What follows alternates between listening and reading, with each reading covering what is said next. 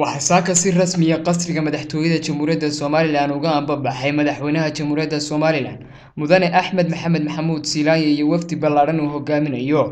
وحنا مدحوينه كسي جدي مقال مدحت الدولة إثيوبيا أديس أبابا وحنا السفر كان مدحوينها كوه هلينيي وزارة مدحتوية أرمها دبدة قرشين تقرنكا iyo waliba arrimaha gudaha iyo marwada madaxweynaha Jamhuuriyadda Soomaaliland Marwe Aamina Waris Maxamuud Shirde waxaana intii aanu aanba bixin madaxweyne Siilaanyo saxaafadda la hadlay afayeenka madaxtooyada Jamhuuriyadda Soomaaliland isagoo afayeenku ka warbixiyay safarkani madaxweynaha iyo ujeedada uu daaran yahay waxaana afayeenka hadaladiisi kamid ahaa safarka madaxweynaha ee dalka Itoobiya wuxuu daaran yahay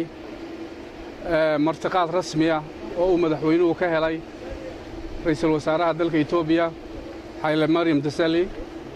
kaasoo ah inuu madaxweynuhu uu kulan rasmi ah la yeelan doono ra'iisul wasaaraha iyo xukuumaddiisa arrimahaasina waxay daaran yihiin arrimo badan oo dalka Itoobiya iyo Soomaaliland ka dhaxeeya ha noqoto arrimaha horumarka iskaashiga xagga dhaqaalaha nabadgelyada ka wada shaqaynta xasiloonida iyo isha nabadgelyada mandaqada madaxweynuhu markaa si rasmi ah ayuu uga helay martiqaad xukuumadda Itoobiya taasi ayuu daaran yahay safarka madaxweynuhu maanta ugu baxayo dalka Itoobiya wasiirro dhowr ah ayaa magaranaysa ay sheegeen madaxweynaha ku helin doona oo uu kamid yahay wasiirka arrimaha dibadda iyo wasiirka madaxtooyada marwada koowaad ee qaranka guud ahaanna wuxuu qaadan doonaa haddii la yiraahdo 2 ilaa 3 cisho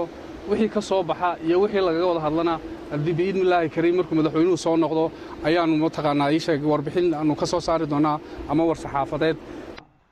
intaasi kadib ayaa madaxweyne Axmed Maxamed Maxamuud Siilaanyo waxa uu salaan sharaf ka qaatay cutubyo ka tirsan ciidanka qaranka Jamhuuriyadda Soomaaliland oo heegan ugu ahaa in madaxweynaha salaan siiyaan kuna diyaar ahaa qasriga madaxtooyada Soomaaliland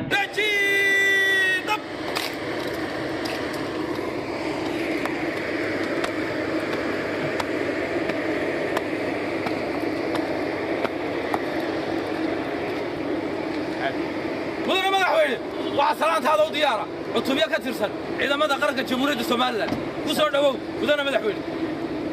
سلامتاسي kadib ayaa waxa madaxweyne Siilaanyo uu anbabaxay